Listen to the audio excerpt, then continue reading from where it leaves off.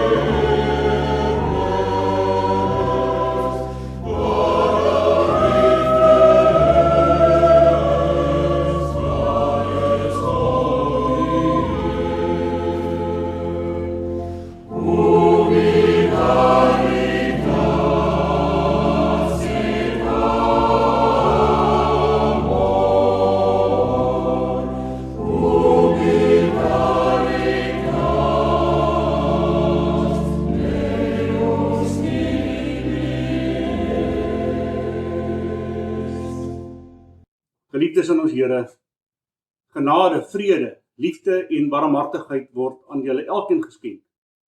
Van God die Vader in die liefde van ons Here Jesus Christus, wat deur die kragtige werk van die Heilige Gees in elkeen van julle vermeerder sal word. Amen.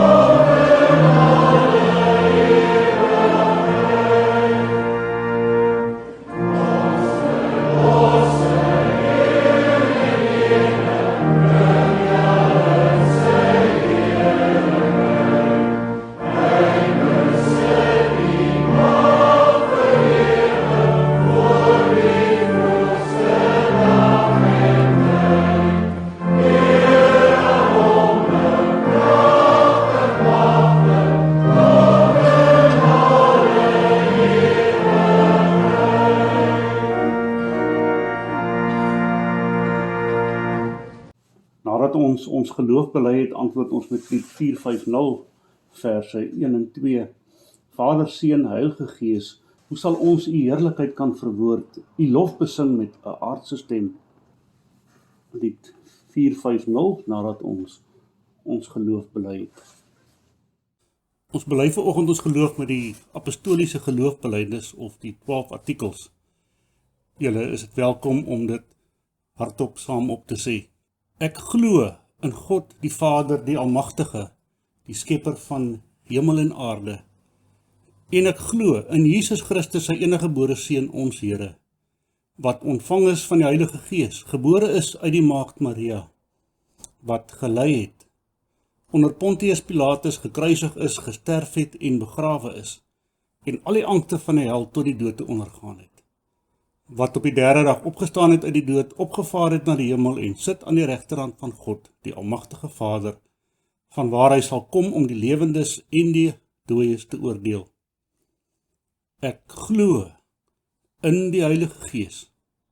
Ek glo aan 'n heilige algemene Christelike kerk, die gemeenskap van die heiliges, die vergewing van sondes, die opstanding van die liggaam en 'n ewige lewe.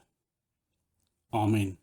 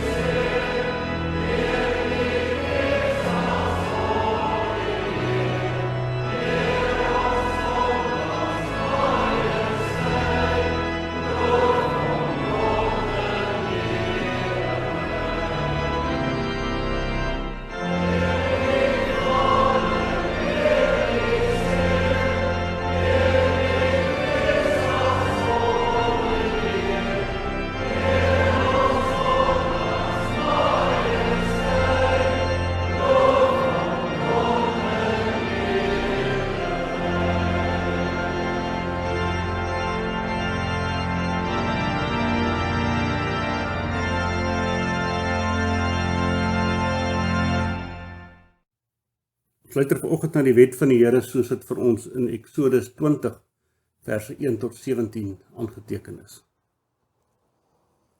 Toe het God al hierdie gebooie aangekondig. Ek is die Here jou God wat jou uit Egipte, uit die plek van slawerny bevry het. Jy mag naas my geen ander gode hê nie.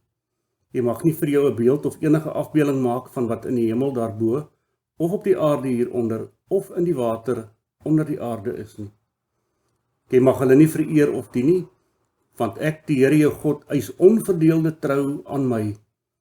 Ek reken kinders die sondes van hulle vaders toe, selfs tot in die 3de en 4de geslag van die wat my haat. Maar ek betoon my liefde aan die duisende wat my lief het en my gebooie gehoorsaam. Jy mag die naam van die Here jou God nie misbruik nie, want die Here sal die een wat sy naam misbruik nie ongestraf laat bly nie. Sorg dat jy die Sabbatdag heilig hou. 6 dae moet jy werk en alles doen wat jy moet, maar die 7de dag is die Sabbat van die Here jou God. Dan mag jy geen werk doen nie. Nie jy of jou seun of jou dogter, of die man of vrou wat vir jou werk, of enige dier van jou, of die vreemdeling by jou nie. Die Here het in 6 dae die hemel en alles daarin gemaak, die aarde en alles daarop, die see en alles daarin. Op die 7de dag het hy gerus en daarom het die Here dit as gereelde rusdag geheilig. Eer jou vader en jou moeder, dan sal jy lank bly woon in die land wat die Here jou God vir jou gee. Jy mag nie moord pleeg nie, jy mag nie egbreek pleeg nie, jy mag nie steel nie. Jy mag nie vals getuienis teen 'n ander gee nie. Jy mag nie iemand anders sy huis begeer nie. Jy mag nie sy vrou begeer nie, ook nie 'n slaaf of slavin, 'n bees of 'n donkie, of enige iets anders wat aan hom behoort nie. Ons begin ons gebed met Psalm 119:1 en ons sing vers 63, die laaste deel. Soek my, bring my weer, u dienaar wat in al sy harte leed en in al sy teenhede u gebooie nie vergeet. Psalm 119, dan bid ons verder saam.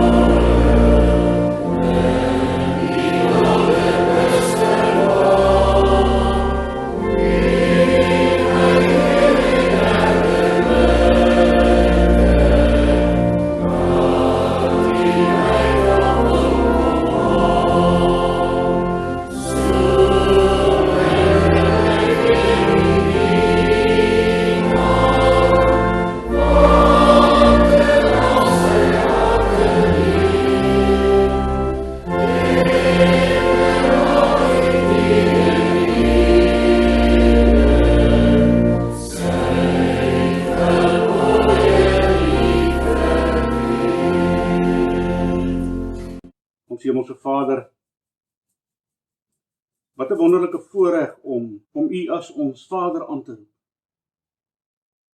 Wat 'n genade om ons Here Jesus as vriend te hê. En wat 'n wonderlike genadige troos is dit, dat ons U Heilige Gees het, om ons terug in te lei en te troos. Ja Here, U is groot, U is almagtig, U is alomteenwoordig, alwetend. Ja, daar is niks en niemand soos U nie. Daarom loof ons U grootheid, U majesteit, U ewigheid. Want U is vir ons goed, en U is vir ons goed sonder en. Ja Here, selfs in ons swaar kry, weet ons dat U ons Here is, en weet ons dat U ons versorg en vashou. En daarvoor prys ons en loof ons U naam. Here, wanneer ons na U wet luister, dan hoor ons en ons erken en weet dat ons skuldig is. So baie, so gereeld, kort, elke dag aan mekaar. Dankie dat U wet vir ons gegee, die gebooie, sodat ons kan weet waar en hoe en wanneer ons oortree. En Vader, lei ons dan ook deur die Gees om daarna te strewe, om U woord, U opdragte uit te voer. Dat ons daarmee saam die beloftes wat U aan ons gee, ook ons eie sal maak. Vader, ons bid vir ons land, waar dit lyk of daar onstuimighede aan die gang is. En Here, ons bid vir vrede, vir rustigheid, vir kalmte. Ja Here, terwille van U naam, dat U naam verhoog sal word, versprei sal word, U koninkryk verkondig sal word, sodat U ons Here Jesus Christus kan terugkeer na hierdie aarde, na ons toe. Ek bid vir ons gemeente, elke lidmaat, elkeen wat met bepaalde behoeftes en beproewinge en begeertes worstel, vra ons dat U hulle ook genadig sal wees. Ook so vir ons elkeen sal rig en lei en sal troos waar en wanneer dit nodig mag wees. Ons sê vir U dankie vir reën wat U gegee het. En ons vra Here dat U ook wanneer die nuwe seisoene aanbreek, ook daar waar dit nog so droog is, daar U hand van seën sal uitstrek. Dankie vir skuldvergifnis. Dit wat ons reeds ontvang het deur U geliefde Seun se soenoffer aan die kruis. Dankie dat ons kan weet dat U ons Here is. Dankie vir die genade om U woord in ons eie taal te kan aanhoor. So baie mense in die wêreld wat nie daardie voorreg het nie. Vader, wees met hulle wat hartseer is, hulle wat bekommerd is, elkeen wat siek is en alleen is.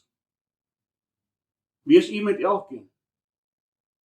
Omvou ons met U liefde, U genade, U troos en U sorg. Waar ons nou na U woord gaan luister, vra ons ook vir U om ons lig en leiding daarin te gee. Dat dit ons harte aanraak. Ja Here, ook so op 'n mate dat dit ook by ons monde sal uitkom, instrumente in U hand sal wees om die evangelie daar buite te verkondig. Ons vra dit, Here, deur die leiding van U Gees, in die kosbare naam van ons Here Jesus Christus. Amen.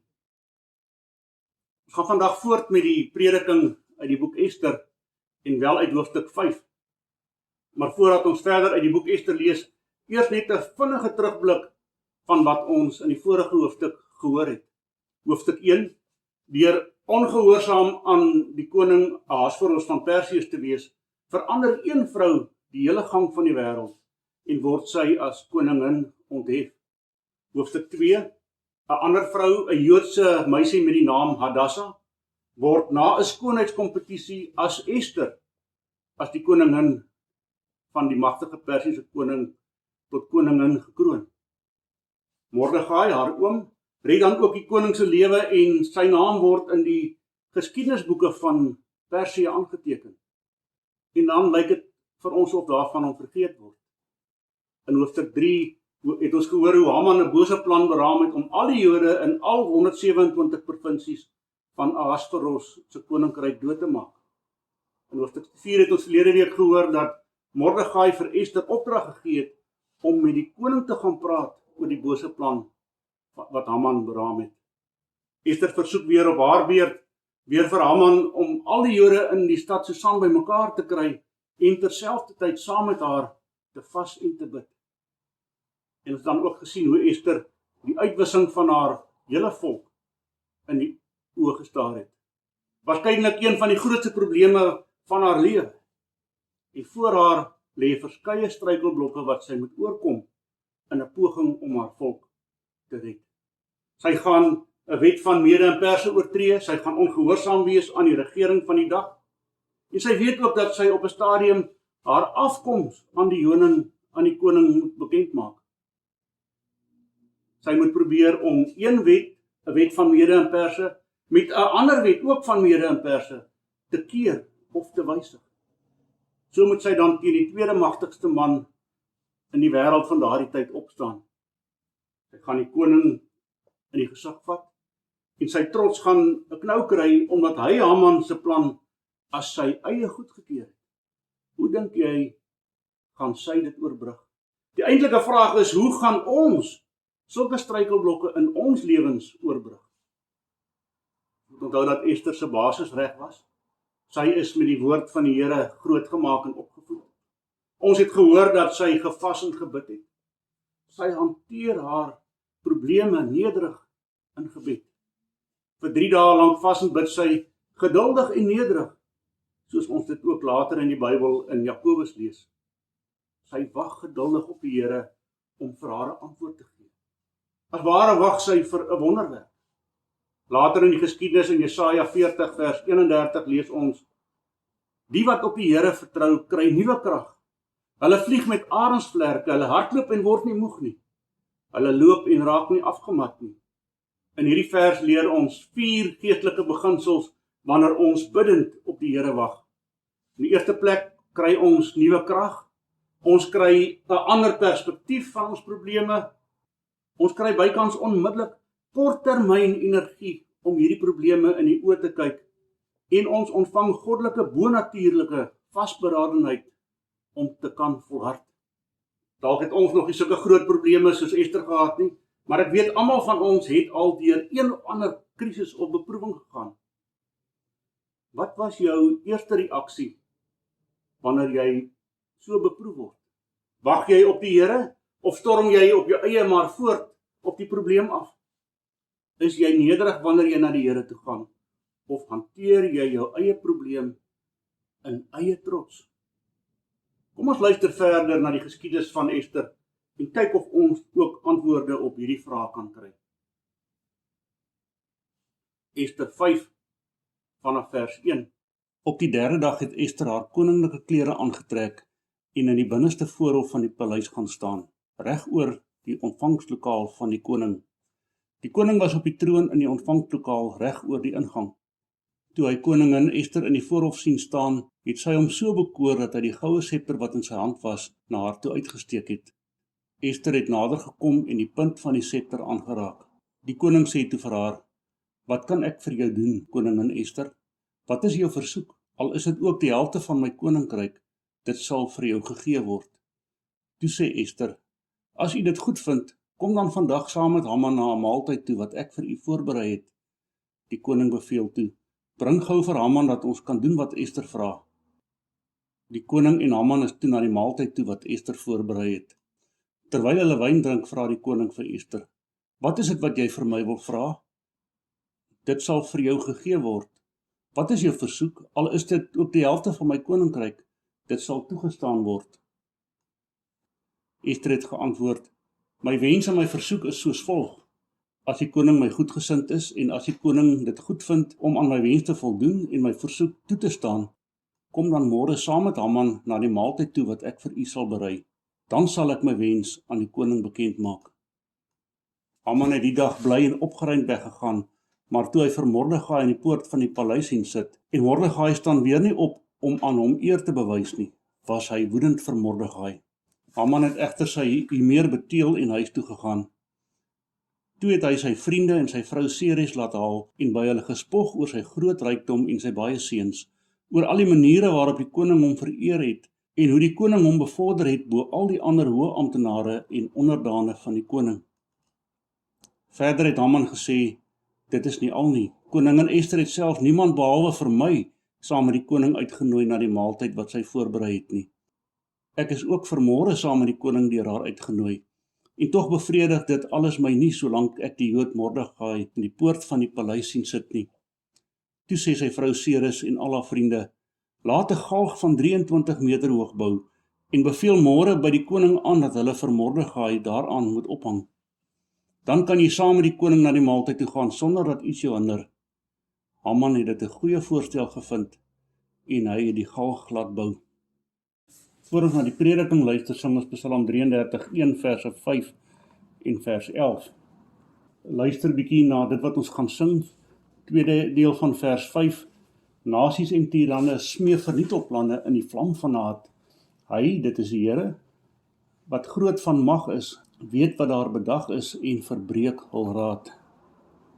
Vers 11. In God, die God wat ons beveilig, voel nou ons hart opnuut verblyd, en op sy naam ontzaglik heilig, vertrou ons tot in ewigheid. Psalm 33, verse 5 en 11.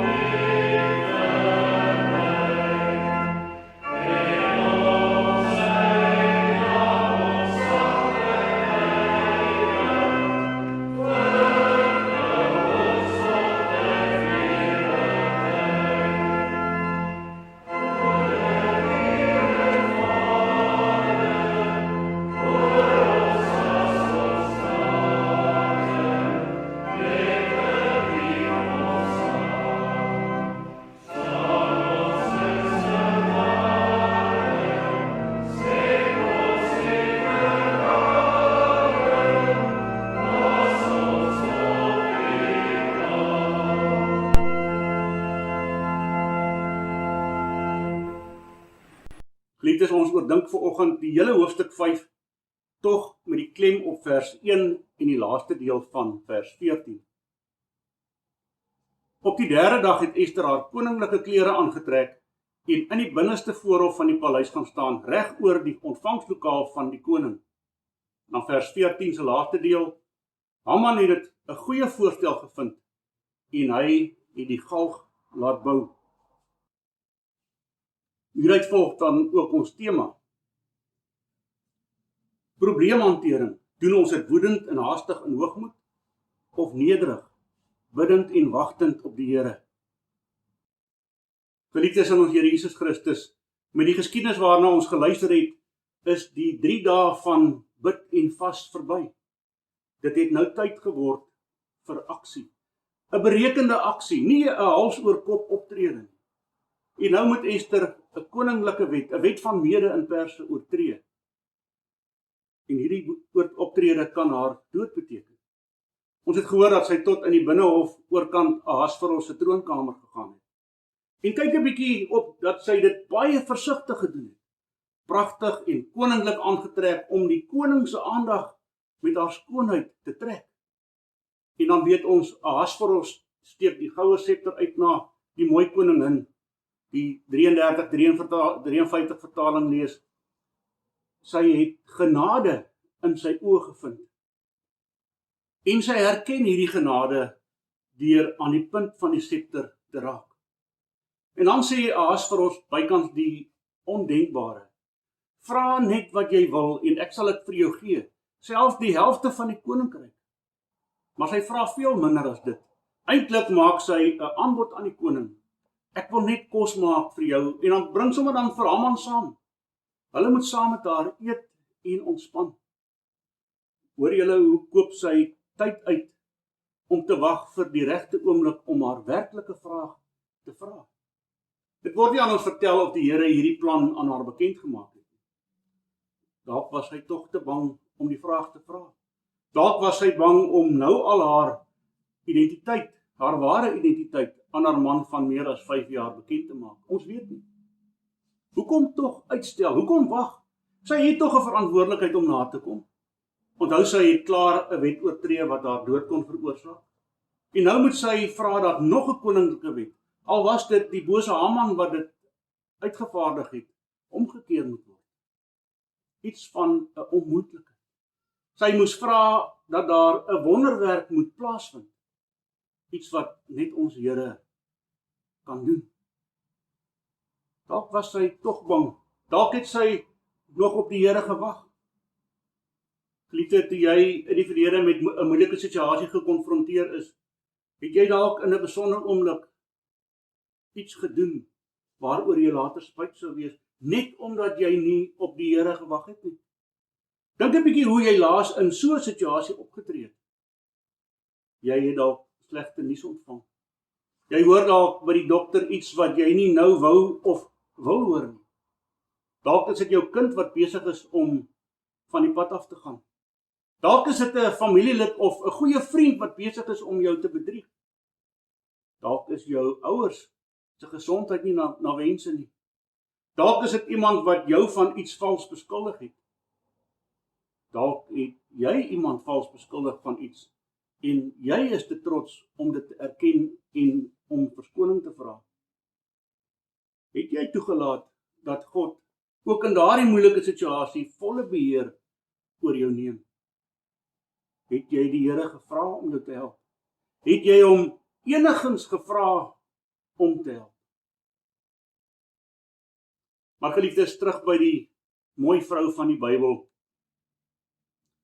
Kom eet by my, sê Ester vir Ahasveros. En dan nooi sy ook die vyand van die Jode uit.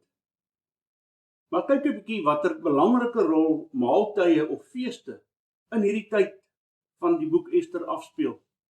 Eers Ahasveros se 2 maaltye waar hy sy groot mag aan die wêreld vertoon. En Ester het agtergekom wat die belangrikheid is van so 'n koninklike maaltyd. Sy het die kuns verstaan. Nou die eerste van 2 maaltye wat Ester aanbied, waar sy weer die koning vir sy mag vereer.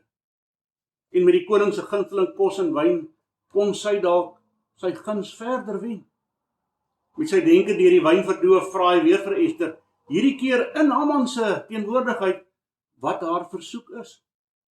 Weereens aarzel sy. Weereens wag sy met haar vraag. Weereens lyk dit vir ons of sy hierdie probleem bly uitstel. Hoekom vra sy nie maar net en kry klaar nie? In hierdie klaarblyke besluiteloosheid van Ester kan ons nie anders as om die werking van die Heilige Gees raak te sien.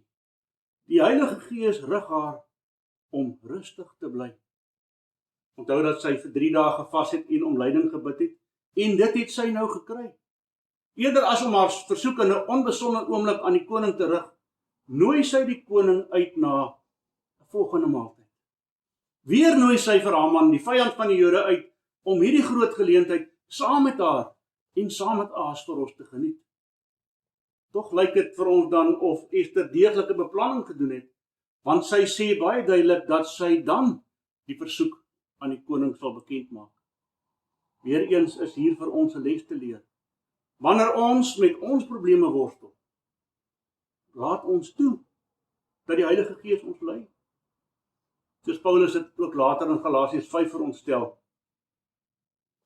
Laat julle lewe steeds deur die Gees van God beheers word.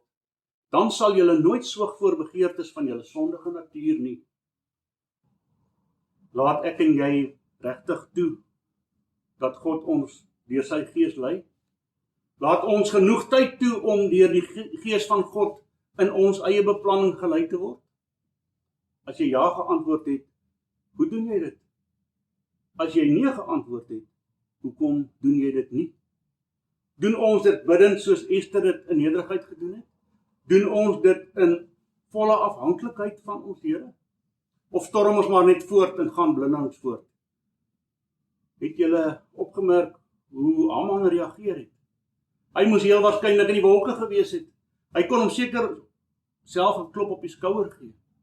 Ek gaan tog weer 'n keer saam met die koning en sy pragtige koningin eet. Ek alleen is uitgenooi. Hoor julle die trots, die eie waan? Nog 'n wonderlike geleentheid om verdere aansien in die oë van die koning te vind. En dan kry hy sommer terselfdertyd ook 'n bietjie meer van die mooi koningin te sien. Mens kan bykans die trots en arrogansie van Haman aanvoel. Sy ego word gestreel, sy groot kop word net al hoe groter. Tog was Haman se vreugde van korte duur.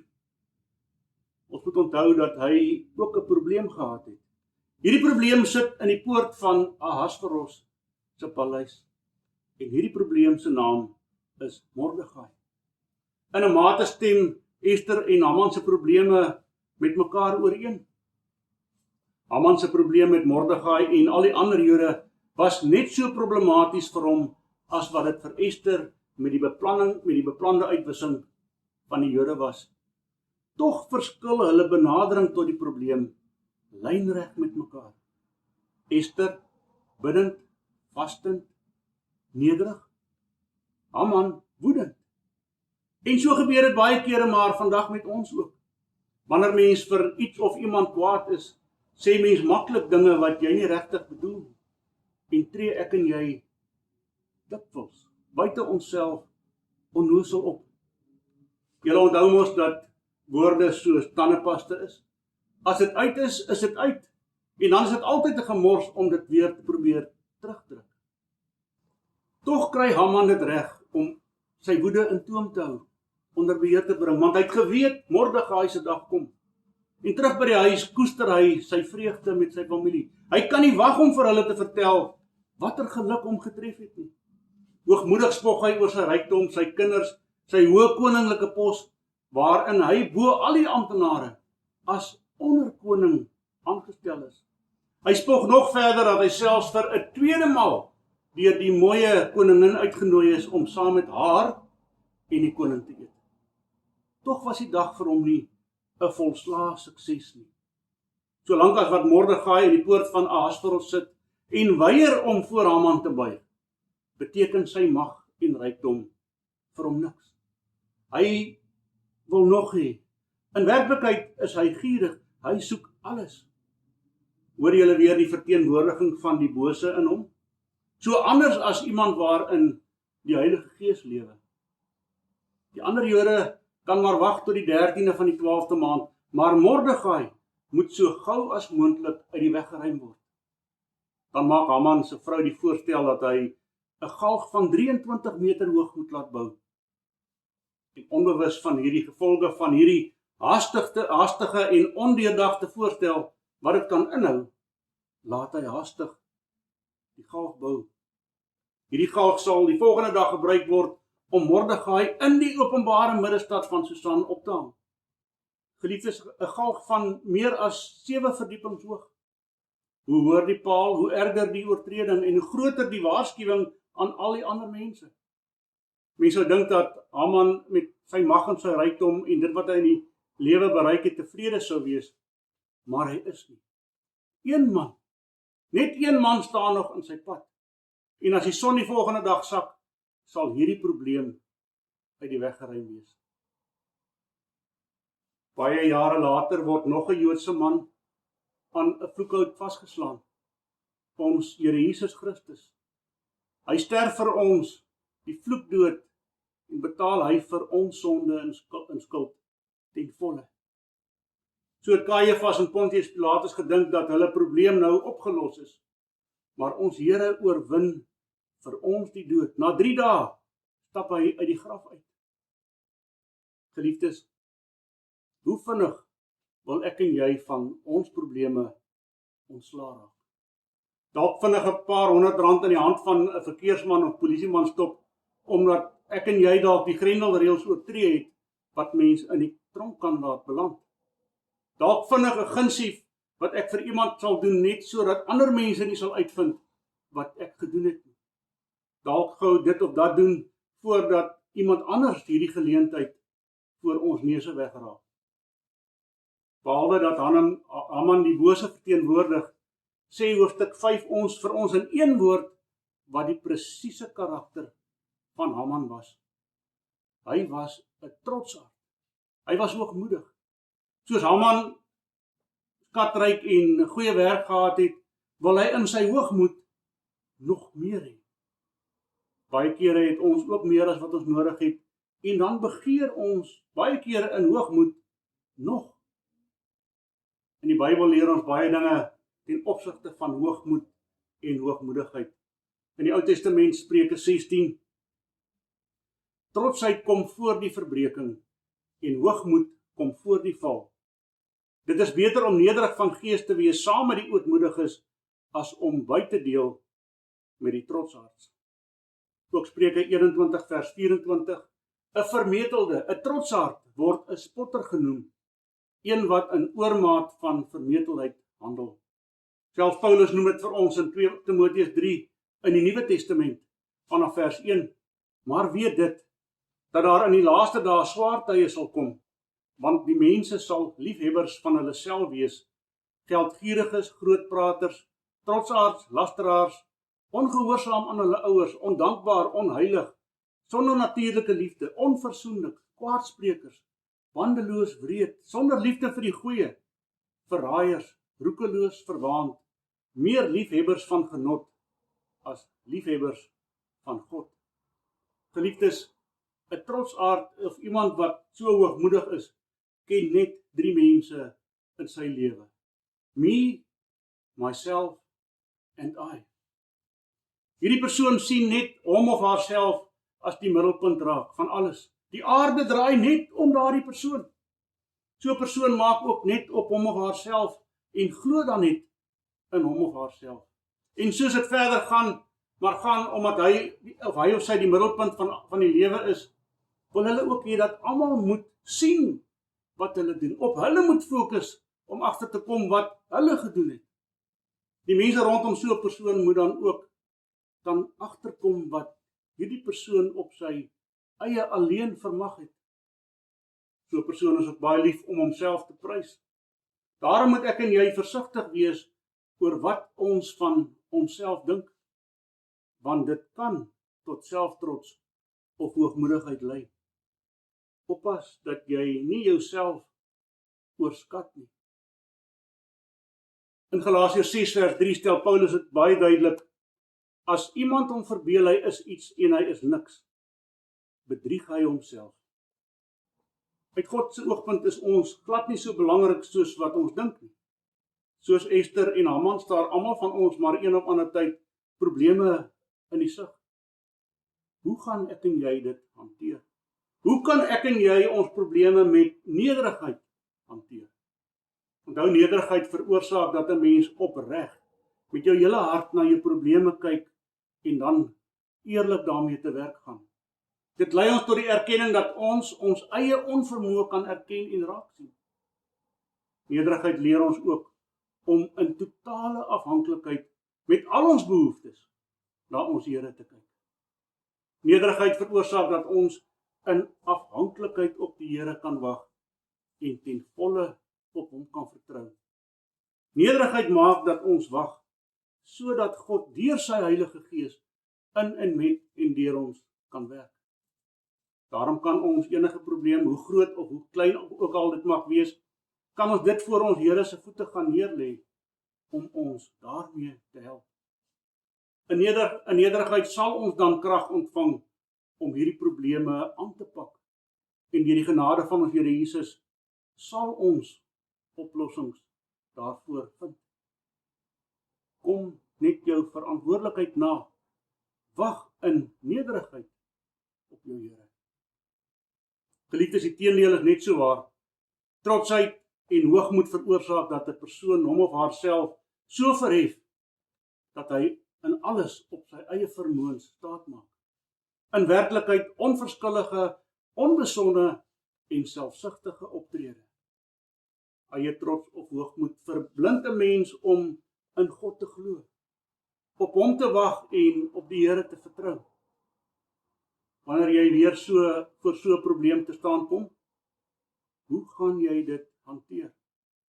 In hoogmoed, selftrots, dalk in woede? Of gaan jy biddend en in nederigheid op die Here bly wag? Laat dan ook toe dat die Heilige Gees jou hierin lei. Amen.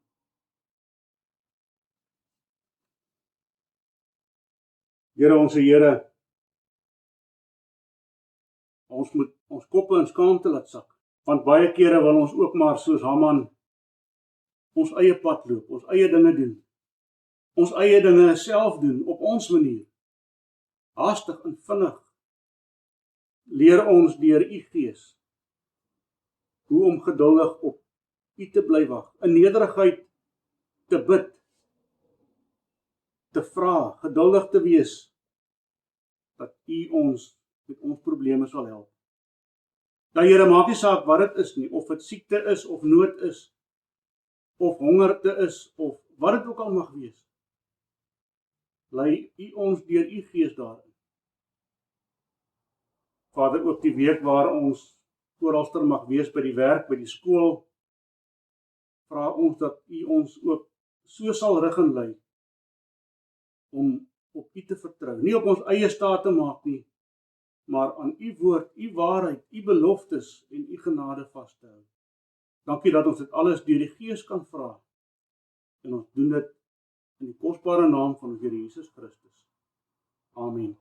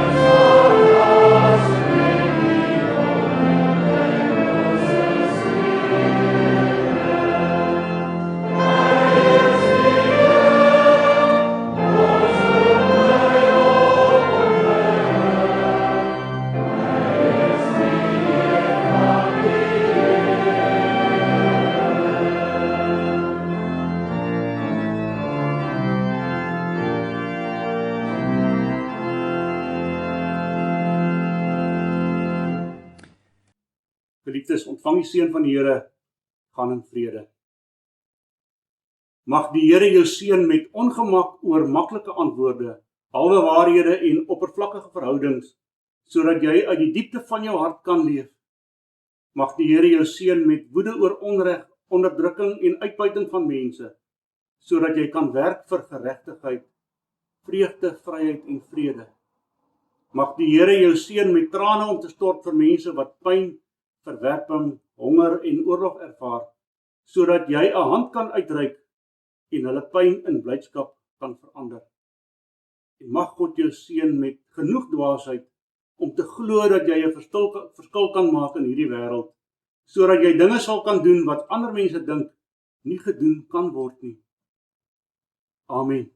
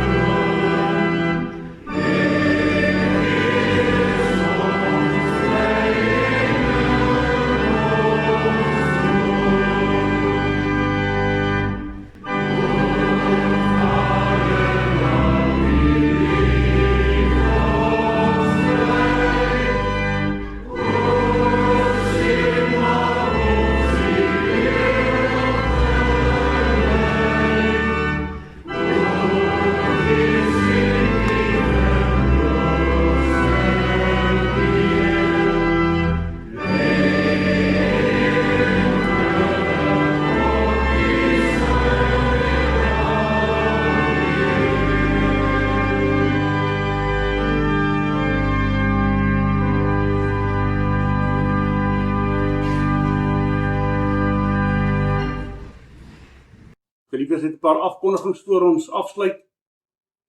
Julle sal in die Soutkorrel gelees het dat ons voortgaan met ons gemeentekamp by Gourikwa. Daar het al 'n klompie mense wat bespreek het, so bespreek asseblief by Leon of Johnny of by myself, as julle graag die kamp wil bywoon. Julle sal ook in die Soutkorrel lees dat daar 'n aanbeveling is, en 'n goedkeuring van die kerkraad dat ons teen 20 September weer met eredienste by die kerkgebou gaan begin. Vra dan ook dat julle dit asseblief mooi sal deurlees en ons julle samewerking sal gee.